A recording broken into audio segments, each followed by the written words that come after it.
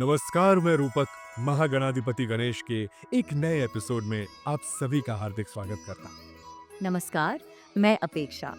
पूर्वोत्तर भारत की अनोखी गणेश यात्रा के बाद पहाड़ों और जंगलों से होते हुए अब हमारी विनायक की खोज यात्रा समुद्र और मंदिरों के इस प्राचीन प्रदेश में प्रवेश कर रही है। और आज हम गणपति की खोज में आ पहुंचे हैं ओडिशा की पवित्र धरती पर।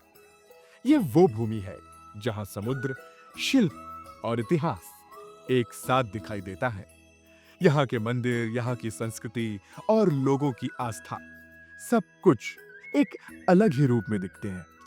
और यहाँ के गणेश मंदिर भी अपनी विशेष परंपराओं के कारण जाने जाते हैं। तो इस श्रृंखला में आज हम चलेंगे यहाँ के प्रसिद्ध श्री महाविनायक मंदिर की ओर।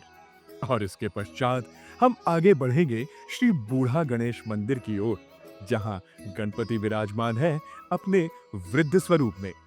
और इस कड़ी का तीसरा पड़ाव होगा गंजाम की ओर, जहां बप्पा विराजित हैं एक वृक्ष की शाखा पर। तो आइए ओडिशा में जाजपुर और गंजाम में गणपति से जुड़ी परंपराएं और उनके अद्भुत स्वरूपों को जानने के लिए हम श्री गणेश करते हैं उस श्रृंखला के एक नए अंक का, जिसका नाम है महागणाधिपति गणेश। आदि अनादि संस्कृति की विजय यात्रा।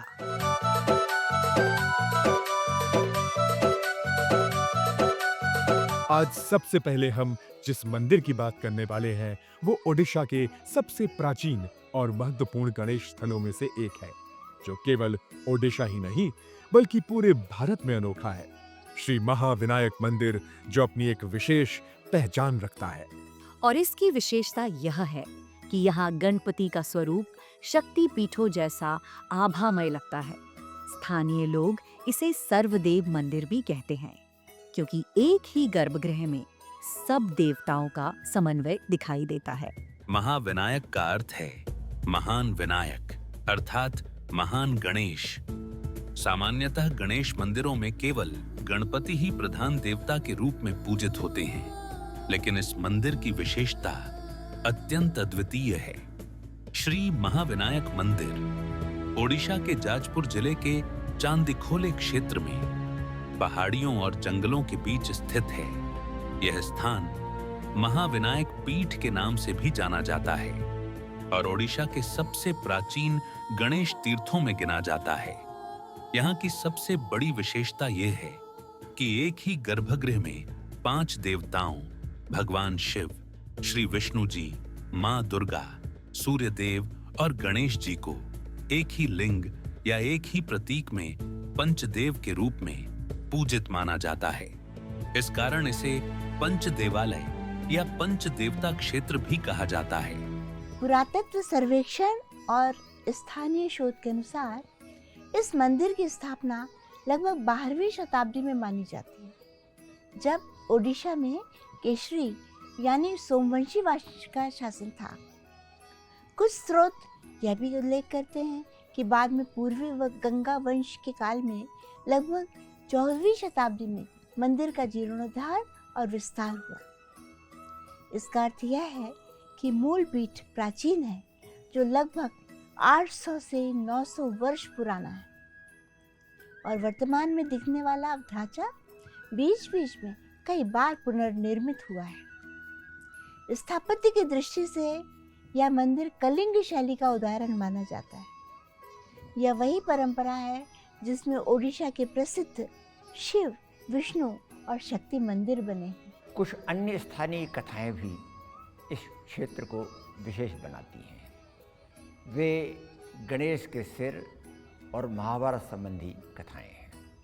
एक जनश्रुति यह कहती है कि गणेश जी का कटा हुआ सिर जब शिव ने क्रोध में उनका मस्तक अलग किया, यात्रा के समय इसी क्षेत्र में गिरा और फिर यहाँ उसकी शक्ति प्रतिष्ठित हुई। यह कथा महाविनायक को आदि गणेश पीठ या आदि क्षेत्र होने का गौरव देती है। मानो गणेश के सिर की शक्ति से यह स्थान मूल स्रोत बन गया है शक्ति का।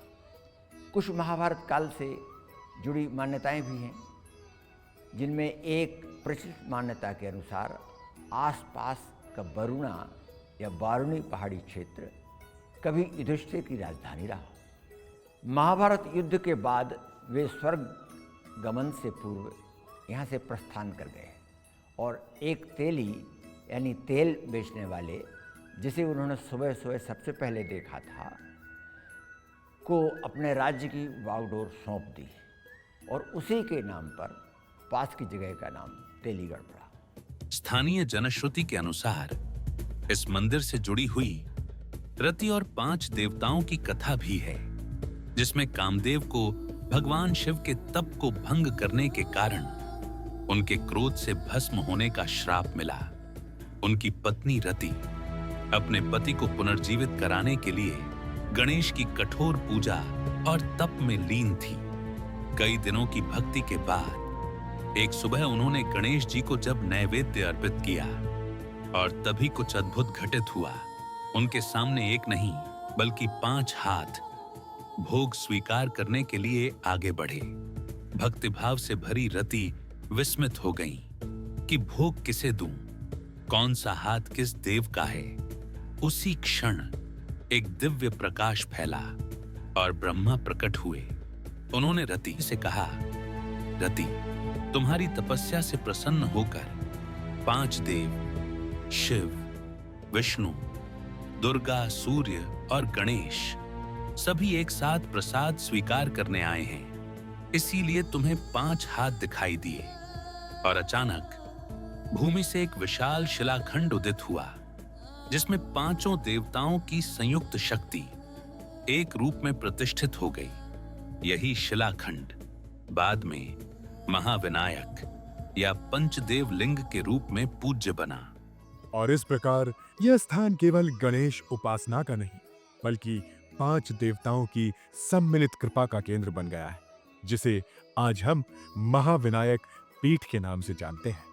रूपक, मैंने तो यहाँ एक और कथा भी सुनी है जो कुंती माता से जुड़ी हुई है कि महाभारत काल में पांडव भी कुछ समय के लिए यहाँ रुके थे और माता कुंती ने 1 लाख स्वर्ण चंपा के पुष्प यहीं शिव जी को चढ़ाए थे और अपने पुत्रों की विजय की कामना की। क्या यह सच है? हाँ अपेक्षा, बिल्कुल सच है। यह कथा भी स्थानीय जनश्रुतियों का हिस्सा है। लोग मानते हैं कि महाभारत काल में कुंती ने इस क्षेत्र में शिव की उपासना की थी और स्वर्ण चंपा के पुष्प अर्पित किए थे।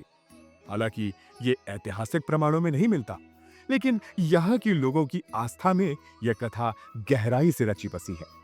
श्री महाविनायक मंदिर सिर्फ गणेश उपासना का स्थान नहीं बल्कि 5 देवताओं की एक साथ पूजा होने वाला ओडिशा का अनोखा तीर्थ स्थल है। और अब हमारी इस ओडिशा यात्रा का अगला पड़ाव हमें ले जा रहा है एक और अनोखे गणेश मंदिर की ओर, जो जाजपुर में ही विराजमान है और कहलाते हैं श्री बूढ़ा गणेश। बैतरणी नदी के शांत तटों पर जहां गणेश जी का वृद्ध रूप भक्तों का मार्गदर्शन करता है, एक ऐसा रूप जो बहुत कम मंदिरों में दिखाई देता है। ओडिशा के जाजपुर जिले में बैतरणी नदी के शांत तटों पर और दशाश्वमेध घाट के ठीक समीप एक ऐसा मंदिर स्थित है जो भारत की आध्यात्मिक परंपराओं में अत्यंत अद्वितीय स्थान रखता है। यह है बूढ़ा गणेश मंदिर, एक ऐसा तीर्थ जहां भगवान गणेश साधारण रूप में नहीं बल्कि वृद्ध स्वरूप में पूजित होते हैं। यह रूप सामान्य बाल गणेश जैसा चंचल नहीं बल्कि शांत, स्थिर और जीवन के उतार चढ़ाव में मार्ग दिखाने वाला ज्ञानी रूप है। और इस स्वरूप में गणपति के चेहरे पर धैर्य, अनुभूति और दीर्घ ज्ञान का संपूर्ण भाव उभरता है। मान्यता है कि यह दुर्लभ वृद्ध गणेश रूप भक्तों को स्थिरता, धैर्य और जीवन के कठिन चरणों में बुद्धि प्रदान करता है। गणपति के इस रूप की कल्पना भारतीय मंदिरों में बहुत कम देखने को मिलती है। साधारणतः भगवान गणेश को युवा, उल्लासपूर्ण और ऊर्जा से भरे रूप में दर्शाया जाता है, लेकिन यहाँ उनका रूप समय की परिपक्वता, गहन ज्ञान और अनुभवी गुरु जैसी शांत आभा से परिपूर्ण दिखाई देता है। यह अनोखा स्वरूप इस मंदिर के आध्यात्मिक वातावरण में एक विशिष्ट गहराई जोड़ता है, जहाँ भक्त केवल विघ्नहर्ता के दर्शन ही नहीं बल्कि जीवन की परिपक्वता और ज्ञान का संदेश भी प्राप्त करते हैं। इतिहास बताता है कि बूढ़ा गणेश मंदिर का निर्माण लगभग 11वीं शताब्दी में हुआ था, यानी आज से लगभग 1000 वर्ष पहले। उस युग में जाजपुर केवल एक धार्मिक क्षेत्र नहीं था, बल्कि कलिंग संस्कृति और शिल्प कला का प्रमुख केंद्र भी था। कलिंग स्थापत्य शैली में बने इस मंदिर की दीवारें, इसका गर्भगृह और पत्थरों पर उकेरी गई मूर्तियां आज भी उस समय की कला संपन्नता को जीवित बनाए हुए हैं। बैतरणी नदी के पवित्र तट पर स्थित ये मंदिर तीर्थ यात्रियों के लिए सिर्फ पूजा का स्थान नहीं बल्कि एक ऐतिहासिक धरोहर है, जहां आध्यात्मिकता और कला दोनों का संगम दिखाई देता है। गणेश जी का यह वृद्ध स्वरूप जीवन की उस अवस्था को दर्शाता है जहां अनुभव उत्साह से बड़ा होता है, मौन ज्ञान से गहरा होता है और भक्ति आडंबर से परे हो जाती है। बहुत सुंदर बात कही अपेक्षा। बूढ़ा गणेश मंदिर की शांति और उसका अनोखा वृद्ध स्वरूप सच में मन पर गहरा असर छोड़ गया। यहाँ से निकलते हुए ऐसा लगा मानो हमने आस्था का एक लंबा ठहराव लिया। बिल्कुल सही कहा रूपक। ऐसा आभास हुआ जैसे गणेश जी ने थोड़ी देर रुककर अपना आशीष लेने का अवसर दिया हो। वो ठहराव सच में मन को छू गया। और अब उसी ठहराव को मन में लिए हम पहुंच रहे हैं पंचमा के प्रसिद्ध सिद्धि विनायक मंदिर की ओर, जहां गणेश जी किसी पत्थर की मूर्ति में नहीं बल्कि एक पीपल के पुराने वृक्ष की टहनी पर पूजे जाते हैं। तो बूढ़ा गणेश का आशीष लेकर अब कदम बढ़ाते हैं पंचमा सिद्धि विनायक की ओर, जहां प्रकृति और भक्ति एक नए रूप में दिखाई देते हैं। ओडिशा के गंजाम जिले का शांत और हरा भरा गांव पंचमा, समुद्र की ठंडी हवा, गांवों की शांति और शाश्वत आस्था का संगम, इन्हीं शांत मैदानों के बीच स्थित है पंचमा का सिद्धि विनायक मंदिर, जहां भगवान गणेश किसी पत्थर या धातु की प्रतिमा में नहीं बल्कि एक जीवित पीपल के पेड़ की टहनी पर स्वयं प्रकट रूप में विराजमान है। पेड़ की शाखा पर विराजमान यह मूर्ति प्रकृति का यह अद्भुत संगम इस मंदिर को ओडिशा के सबसे अनूठे गणेश मंदिरों में स्थान देता है। सिद्धि विनायक मंदिर में भगवान गणेश की पूजा लोग बट गणेश के नाम से भी करते हैं। मंदिर के प्रवेश द्वार के दोनों ओर सजावटी प्रतीक, हाथियों की संरक्षक मूर्तियां, पुष्पाकृति शिल्प और हल्की अलंकरण कारीगरी मंदिर को एक परंपरागत ओडिया स्पर्श प्रदान करती है। ऊपर की ओर उभरी हुई आकृतियां, छोटे छोटे देवी देवताओं के शिल्प और मंडपाकार शीर्ष ये बताते हैं कि भले ही मुख्य देवता वृक्ष पर प्रकट हुए हैं, पर मंदिर परिसर में मानव शिल्प कला का भी संतुलित स्पर्श बना हुआ है। प्रवेश द्वार पर लगी मूर्तियां ओडिशा टेम्पल स्कल्पचर का सरल संस्करण है, जिसमें हल्के उभरे हुए रिलीफ, छोटे गणेश आकृति और हाथी स्तंभ जैसी संरचनाएं सम्मिलित हैं, जो संरक्षण और समृद्धि का प्रतीक मानी जाती है। मंदिर परिसर का म्यूरल आर्ट विशेष रूप से ध्यान आकर्षित करता है। यहाँ स्थानीय लोक कलाकारों ने चमकीले रंगों के साथ ओडिशा की प्राचीन चित्रकला शैली को आधुनिक रूप दिया है, जिसमें विशेषतः रंग पट्टी, तीखे आउटलाइन और पारंपरिक परिधान के चित्र स्पष्ट दिखाई देते हैं। यहाँ गणेश जन्म से लेकर सिद्धि विनायक रूप तक की विविध कथाएं चित्रमय रूप में दीवारों पर उकेरी गई हैं। कुछ म्यूरल्स गणेश पूजा की स्थानीय परंपराओं को दर्शाते हैं, कहीं मोदक अर्पण का दृश्य तो कहीं भक्तों की मनोकामना पूजन का भावात्मक चित्रण। यही कारण है कि बाहरी परिसर में कला और प्राकृतिक तत्वों का संतुलन इस मंदिर को स्थापत्य की दृष्टि से और भी असाधारण बनाता है। स्थानीय परंपराओं में एक कथा प्रचलित है कि सदियों पहले पंचमा गांव में एक विशाल पीपल का प्राचीन और घना वृक्ष था। किंवदंती कि इस मंदिर की स्थापना पुरी के गजपति राजा पुरुषोत्तम देव ने लगभग 15वीं शताब्दी में की थी। कहा जाता है कि राजा पुरुषोत्तम देव इस क्षेत्र से निकल रहे थे, तभी उनकी दृष्टि पीपल की जड़ों के बीच उभरी गणेश आकृति पर पड़ी। जड़ें धीरे धीरे एक प्राकृतिक आकार ले चुकी थी, मानो गणेश जी स्वयं वहाँ प्रकट हुए हों। राजा ने इसे दिव्य संकेत माना और इस स्थान पर गणेश पूजा शुरू करवाई। यही आकृति आगे चलकर पंचमा सिद्धि विनायक के रूप में पूजित हुई। जिस स्थान पर मूर्ति मिली उस जगह एक छोटा मंच, फिर लकड़ी का मंडप और समय के साथ पूरी मंदिर संरचना विकसित हुई।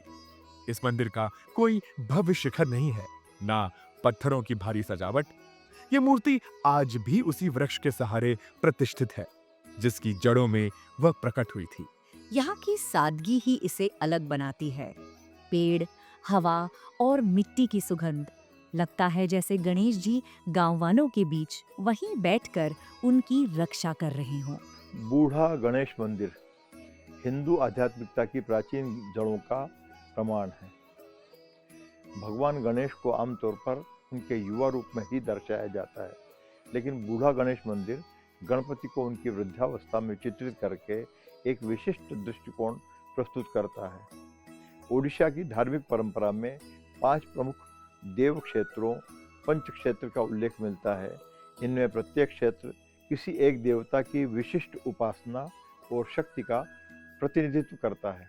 इन 5 क्षेत्रों में महाविनायक को गणेश क्षेत्र, पुरी को विष्णु अथवा शंख क्षेत्र, भुवनेश्वर को शिव क्षेत्र और जाजपुर या विरजा क्षेत्र को दुर्गा या विरजा क्षेत्र माना जाता है।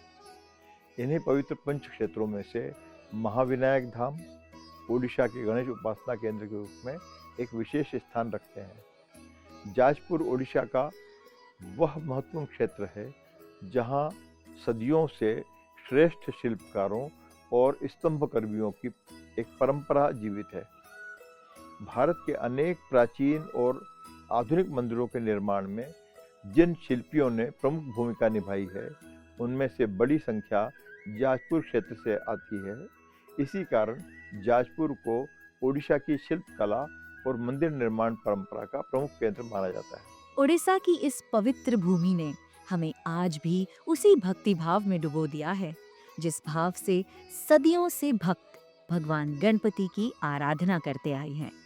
बूढ़ा गणेश मंदिर की प्राचीनता और पंचदेव मंदिर की दिव्यता दोनों ही यह प्रमाणित करती हैं कि उड़ीसा की प्रत्येक धरा पर गणपति के चरणों की छाप आज भी जीवंत है। उड़ीसा की इस यात्रा में इस श्रृंखला को आगे बढ़ाते हुए अगली कड़ी में हम प्रवेश करेंगे जगन्नाथपुरी के दिव्य संसार में, जहां विभिन्न स्थानों पर प्रतिष्ठित 13 गणपति रूप भक्तों के लिए आशीर्वाद और सुरक्षा के प्रतीक बनकर खड़े हैं। तो हमारी अगली यात्रा में जहां हम खोजेंगे श्री क्षेत्रपुरी के 13 विभिन्न गणेश और जानेंगे कि क्यों उन्हें पुरी का आध्यात्मिक द्वारपाल कहा जाता है। आप भी गणपति खोज की यात्रा का आनंद लेते रहिए और जुड़े रहिए हमारे साथ केवल वीर भारत पर। तब तक गणपति बप्पा का स्मरण करते रहिए, अपने मन में प्रसन्नता बनाए रखिए, उनकी कृपा के साथ आगे बढ़ते रहिए और देखते रहिए महागणाधिपति गणेश। आदि अनादि संस्कृति की विजय यात्रा। अभी के लिए नमस्कार।